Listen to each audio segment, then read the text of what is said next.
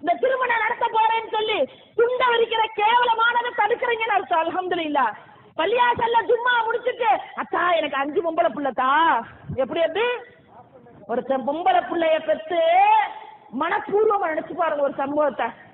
அல்லாஹ் கொடுக்கறான், ஆண் பிள்ளைங்களையும் பெண் பிள்ளைங்களையும் மாறி மாறி கொடுக்கறான்.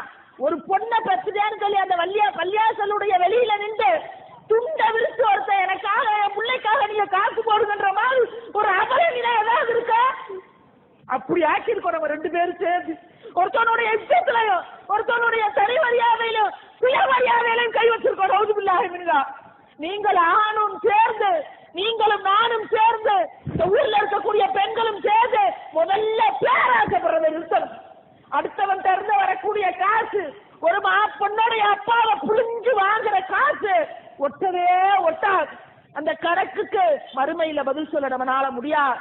ஒருத்தவரை துண்டோட வைக்க போறீங்களா? ஒருத்தர் 5 பிள்ளை வச்சிருக்கான்னு இந்த ஊர்ல எடுக்க மாட்டேன்றா பிச்சை.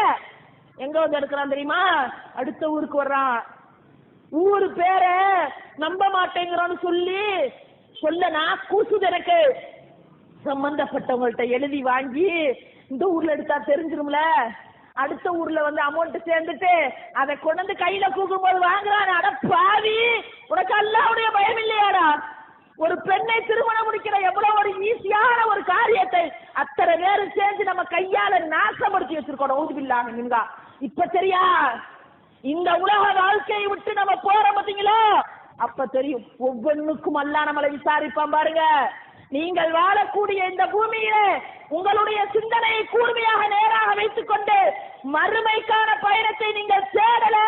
நான் சொல்லல, அல்லாஹ் சொல்றா. 89வது அத்தியாயத்துல அல்லாஹ் சொல்றா, கத்தம சேதாகும், நீ யோசித்தாலும் அது பயனளிக்காது. எப்படிப்பட்ட வாழ்க்கை?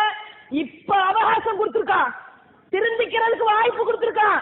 நீங்க எல்லாம் எப்படி அல்லாஹ்வுடைய வீட்டுக்கு பக்கத்துல உட்கார்ந்து இருக்கீங்களோ இப்பயே ஒரு முடிவு செய்து கொள்ளுங்கள்.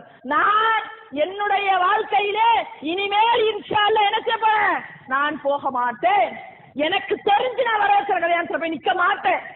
என்கிட்ட அப்படி வந்தாலும் என்னால முயற்சி செஞ்சு அதை நிப்பாட்டி நபி வழி முறையில ஈஸியா சுலபமா நடத்துறதுக்கு நான் உதவி செய்வேன். இதனால நிறைய நன்மை இருக்கு இன்ஷா அல்லாஹ்.